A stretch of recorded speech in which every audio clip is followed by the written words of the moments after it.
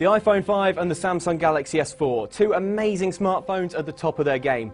But which is more likely to survive an accidental trip down the toilet? That's what we want to find out. We've got two brand new phones here, fresh out the box. We're going to submerge them both in water simultaneously and see which one dies first. Once both screens have gone out, we're going to pull the phones out of the water. Here we go.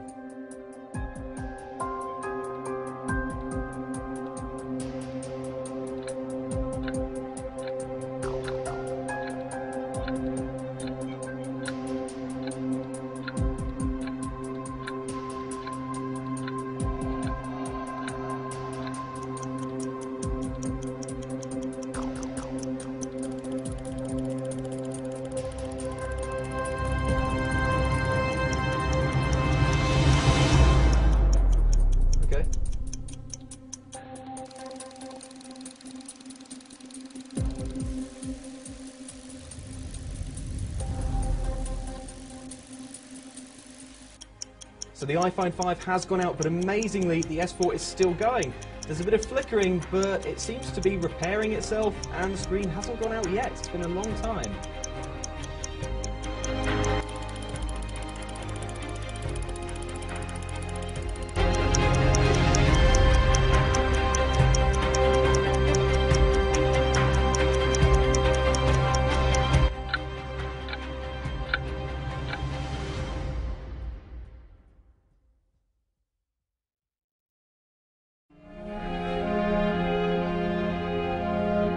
So a clear win for the Galaxy S4 there. It lasted way longer than the iPhone 5, even if the screen was going very funny towards the end there. But that is not the end of it, because we're going to give both these phones a second chance at life using CNET's guide on what to do if you've dropped your phone in water. Now, if you're not familiar, then the basic premise is you need to get your phone out the water, towel it off as much as you can. If it has a removable battery, then take that out. Also take out micro SD cards, SIM cards. Basically give the phone as much opportunity as possible to dry out. Then you need to put the phone in a container filled with uncooked rice. The idea is that the rice draws out any moisture that might be left in the phone. Welcome back. We've left these phones in rice for over 4 days to give them every chance of drying out. So let's see if we've managed to save either of them.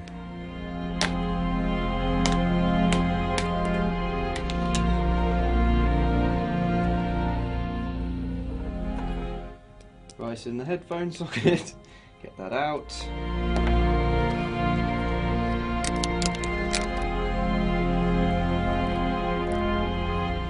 Alright, let's give it a go. No response from the iPhone.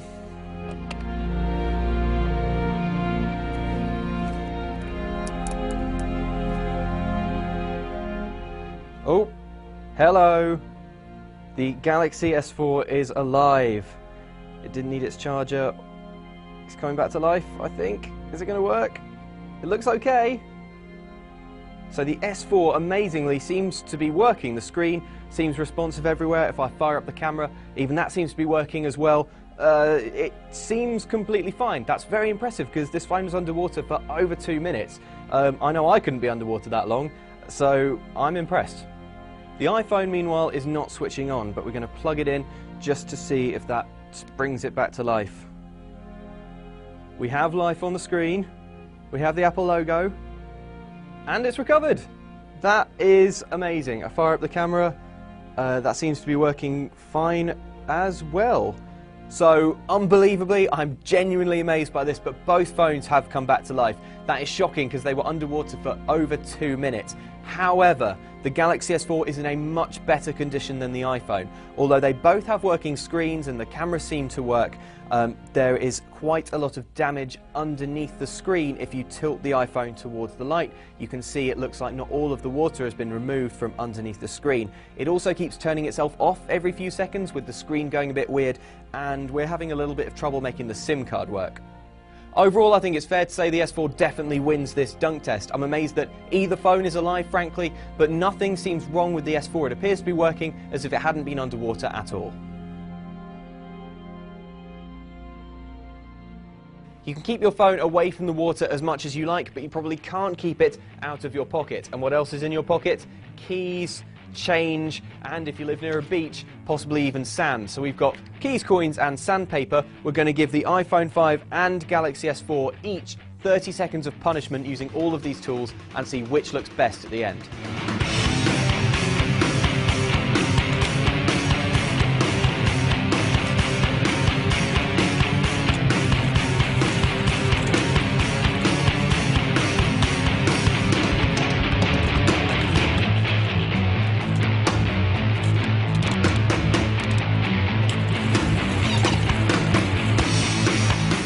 Both phones managed the coin and key test, taking basically no damage, but it was a different story when it came to the sandpaper, and now both of these phone screens are very scratched up. The moral of the story is keys, coins may be okay, but if you've got even just a little bit of sand in your pocket or handbag, you could be taking some serious damage. It's hard to call a winner here because neither phone has really taken more damage than the other. They both managed pretty well though. I was being very aggressive with all three of these tools, and both of these phones are still very much usable. We've drowned them, we've clawed at their faces, but there's one test we're yet to perform.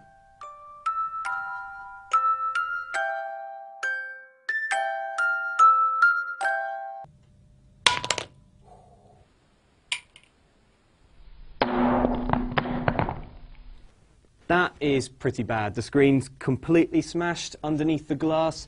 All of the colours have gone all horribly wrong.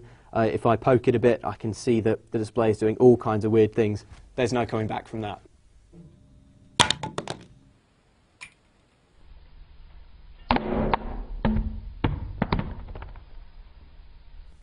So there's a bit of damage around the edge of the phone here, but the screen seems kind of okay. Obviously the iPhone landed flat on its face, which was unfortunate, but I think the lighter frame and the plastic body of the S4 might have helped it survive that drop.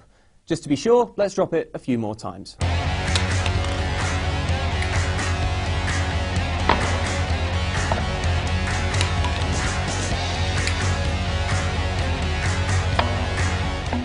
After a third drop, we finally managed to shatter the S4's screen. The lesson here is probably that both phones can be destroyed if you drop them, but that the S4 took a couple more times to be destroyed. I've removed most of the bits of screen from my hands and we're almost at the end of our durability test. I have to say the Galaxy S4 has fared better because it seemed more robust in the drop test and amazingly came back to life after being underwater for a very long time. Which of these phones is your favourite though? Let me know and I'll leave you with this one final test.